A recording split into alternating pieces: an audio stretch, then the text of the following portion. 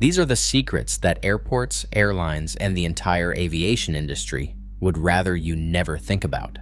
From the psychology behind every tile on the floor to the fate of your lost luggage, from hidden pricing tricks that cost you hundreds of dollars a year to a secret gate with imaginary destinations.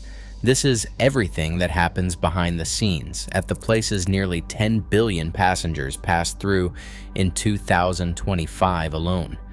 Start with something you've probably never consciously noticed, but that has absolutely influenced your behavior every single time you've walked through a terminal. The airport is watching you, not just with cameras, although yes, those too.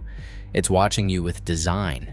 Every corridor, every turn, every storefront placement in a modern airport has been engineered by behavioral psychologists and architects working together toward one goal: getting you to spend money. As Robert Chikas, director of aviation and transportation at design firm HOK, put it, the best planned airport terminals are the ones that have the least amount of directional signage because it's largely intuitive. And that word, intuitive, is doing a lot of heavy lifting because what feels intuitive to you was carefully designed by someone else. Here's a perfect example. Airport walkways tend to curve to the left, and that's not random. Most people are right-handed, and when you're dragging a suitcase with your right hand, turning left feels more natural, more comfortable. You don't even think about it. But while your body drifts left, your eyes naturally look right. And that's exactly where airports place their shops and restaurants, right in your line of sight. You're literally being steered past retail without realizing it. It gets more sophisticated than that. There's a concept the aviation industry calls the golden hour, that window of time after you've cleared security but before your flight boards. You've survived the stress of check-in, the anxiety of the security line, maybe the minor indignity of removing your shoes in front of strangers. And now, suddenly, you're free. You have time, you have nowhere to be. Your cortisol levels are dropping and your wallet is about to open. Airport designers know this, which is why the most expensive stores, the luxury brands and duty-free shops, are positioned right at the exit of security. They're the first thing you see during that golden hour. You're relaxed, you're relieved, and there's a bottle of whiskey marked duty-free staring you in the face. This isn't an accident, it's architecture as persuasion. Now, let's talk about what happens when you inevitably get hungry, because airport food pricing is one of the industry's most brazen open secrets. You already know airport food is expensive, but do you know how expensive? A chocolate bar can be marked up by 120%. A burger costs 46% more than the same burger downtown. A tube of travel-sized toothpaste that costs $2.79 at Target runs $5.99 inside an airport, 115% more. A grande medium roast at Starbucks goes from $2.95 on the street to $3.85 at the gate, 31% more for the exact same cup of coffee. Airports know this is a problem, and some have tried to address it. Houston's airports have a street plus 15% policy, meaning vendors shouldn't charge more than 15% above comparable off-airport prices. But as Houston's airport director Jim Szczesniak admitted, there is not a single formula used to determine those comparable prices, so that cap can quietly balloon to double or more without anyone technically breaking the rules. The Port Authority of New York and New Jersey used to cap vendor prices at 10% above street pricing for airports like JFK, LaGuardia, and Newark. But in 2025, they raised that cap to 15%. Chairman Kevin O'Toole said it plainly. All airport customers should rightly expect that policies which limit the pricing of food and beverages at concessions will be followed and enforced. Nobody should have to fork over such an exorbitant amount for a beer. And yet, here we are. There are two shining exceptions worth knowing about. Portland International Airport requires vendors to charge the same prices they would at their regular off-airport locations. No surprise markups, no captive audience tax. Salt Lake City International has a similar policy. 2 airports out of hundreds in the United States, just 2. One more thing about airport restaurants. Those celebrity chef outposts you see in terminals, the ones with a famous name above the door, the chef almost certainly has nothing to do with the day-to-day cooking. Because of strict security logistics around airport deliveries, specialist airport restaurant companies actually run these outlets. The branding might say Wolfgang Puck, but the food is probably not what you'd get at the actual Wolfgang Puck restaurant downtown. It's a licensed name on a corporate kitchen. Now, let's talk about what happens to your stuff when it disappears. In 2022, 26 million bags were mishandled worldwide, meaning delayed, damaged, lost, or stolen. That's roughly 7.6 bags out of every 1,000 passengers. Airlines use sophisticated tracking technology, and over 99.5% of bags get reunited with their owners fairly quickly. But about 7% of mishandled bags, roughly 1.8 million per year, are completely lost. So what actually happens to a truly lost bag? Most airlines follow a 5 to 90-day timeline. For the first few days, the bag sits at the airport baggage service office. If no one claims it, it moves to a central airline warehouse where systems like World Tracer try to match it with lost property reports. After 90 days with no match, the bag is officially deemed orphaned. Less than 0.03% of all checked luggage reaches this fate, but when it does, the contents end up in one of the most unusual stores in America. The Unclaimed Baggage Center in Scottsboro, Alabama, purchases these orphaned bags from airlines and sells the contents to the public. The things they've found inside are genuinely astonishing. Egyptian artifacts from 1500 BC, including a shrunken head, a 40.95 carat emerald, a 5.8 carat diamond, and a Muppet puppet from the movie Labyrinth. Some items were so sensitive they had to be returned to the government. The Unclaimed Baggage Center has sent back an F-16 guidance system to the U.S. Navy and a space shuttle camera to NASA, which raises the obvious question, who packs these things in checked luggage? Speaking of security, the TSA screens approximately 1.3 million checked bags and 3.3 million carry-on bags every single day, and the things people try to bring through are, frankly, baffling. The strangest find of 2019 came from Juneau International Airport in Alaska, where a passenger attempted to carry on a sack full of moose droppings, which the bag's owner considered souvenirs from his Alaskan adventure. Moose poop in a carry-on. Through security. Here is something most people don't know about confiscated items, though. They don't just vanish. The TSA routinely auctions off confiscated goods online through platforms like GovDeals, a government surplus auction website. Pocket knives, multi-tools, high-end electronics, all of it available to the public. Your lost Swiss Army knife might be someone else's eBay bargain.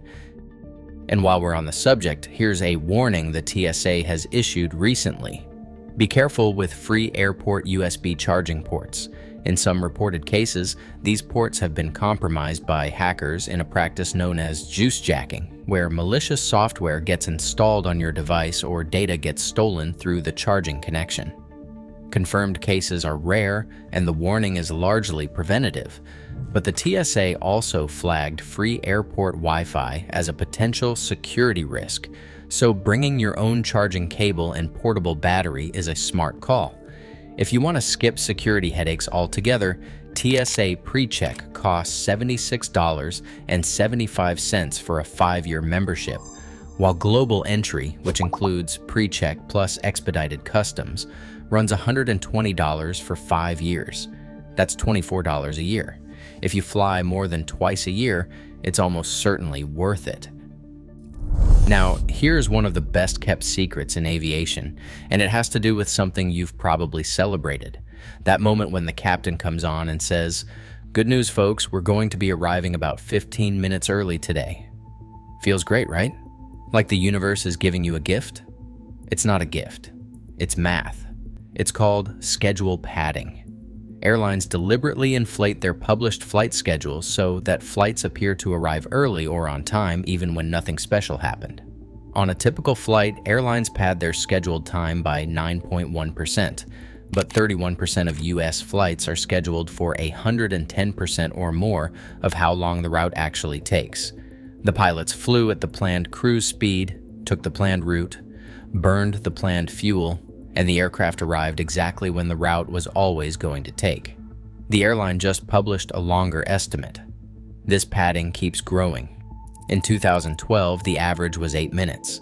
By 2022, it had climbed to 11 minutes, a 27% jump in a decade. Southwest pads the most at nearly 14%, followed by Alaska Airlines at 11.3%, United just over 10%, and American and Delta at 9.7% and 9.4% respectively. The reason comes down to how the Bureau of Transportation Statistics defines a delayed flight. Any arrival more than 15 minutes past its scheduled time. With padding, about 20% of flights were officially delayed in 2022. Strip the padding away, and that number balloons past 30%. Airlines are literally redefining time to look more punctual. And even with all that padding, only 72.5% of flights arrived on time in 2024, according to Eurocontrol. Egypt Air was among the worst offenders, with just 41.6% of its flights touching down within 15 minutes of their scheduled arrival. Let me shift to some things airports actually do well, because it's not all manipulation and overpriced sandwiches. Several airports offer free guided city tours for passengers with long layovers. Singapore Changi, Istanbul Airport, and Incheon in Seoul all run programs where you sign up, hop on a bus, and go sightseeing at no cost. Changi, by the way, has won Skytrax's World's Best Airport Award a record 13 times, most recently in 2025. Traveling with kids, Zurich, Doha's Hamad International, and Changi all have free indoor playgrounds, climbing structures, and even movie theaters. Hamad International has also introduced the Hidden Disabilities Sunflower Program, designed to improve support for passengers with non-visible disabilities throughout the airport. And then there's Austin Bergstrom International Airport, which has a secret gate. Between gates 12 and 14 sits a gate labeled with an infinity symbol, complete with a departure board listing imaginary destinations, including Pemberley from Pride and Prejudice, SimCity, Slumberland, and Platform 9 3/4 from Harry Potter. It's a quiet little Easter egg that most travelers walk straight past without noticing. A few more things worth knowing before we wrap up. There may be armed passengers on your flight and not just air marshals. Law enforcement officers sometimes escort prisoners on commercial flights, notify the gate agent who alerts the crew, and board in plain clothes. One airline insider reported dozens of such flights. You'd never know they were there. If you lose your ID at an airport, security holds onto it, but if no one claims it within 30 days, it gets destroyed. The lounge landscape is shifting fast in 2025 and 2026, with American Express, Capital One, and Chase all opening their own branded lounges, and Qantas restricting access to its club lounge starting July 2026. Due to overcrowding, the dynamics of airport lounge access are changing rapidly. Priority Pass alone covers over 1,300 lounges worldwide. For saving money on flights, research consistently shows Tuesdays and Thursdays are the cheapest days to fly, and according to Expedia's 2024 report, domestic airfare should ideally be booked about 28 days before departure. Here's the big picture. Atlanta's Hartsfield-Jackson Airport, which celebrates its 100th anniversary in 2026, has been the world's busiest airport every year since 1998, with the sole exception of 2020. In 2025, it handled 106.3 million passengers. Dubai came in second at 95.2 million, and Tokyo Haneda third at 91.7 million. Globally, 9.8 billion passengers boarded flights in 2025, up 3.7% from the previous year and 6.5% above pre-pandemic levels. Nearly 10 billion boarding passes. Nearly 10 billion walks past carefully positioned duty-free shops. Nearly 10 billion golden hours being shaped by designers who understand human psychology better than most people realize. The airport isn't just a building you pass through on the way somewhere else. It's one of the most carefully engineered commercial environments on Earth. Every left turn you take, every shop you glance at, every overpriced coffee you buy, every early arrival you celebrate, it was all planned. Not by you, by them. The next time you're in a terminal, look around. Notice which direction the walkway curves. Notice what's sitting on your right side. Notice how relaxed you feel after clearing security, and how conveniently a luxury store appears at exactly that moment. Once you see it, you can't unsee it. And honestly, that awareness might be the most valuable thing you pack for your next trip. It doesn't weigh anything, it fits in any carry-on, and unlike everything else at the airport, it's completely free.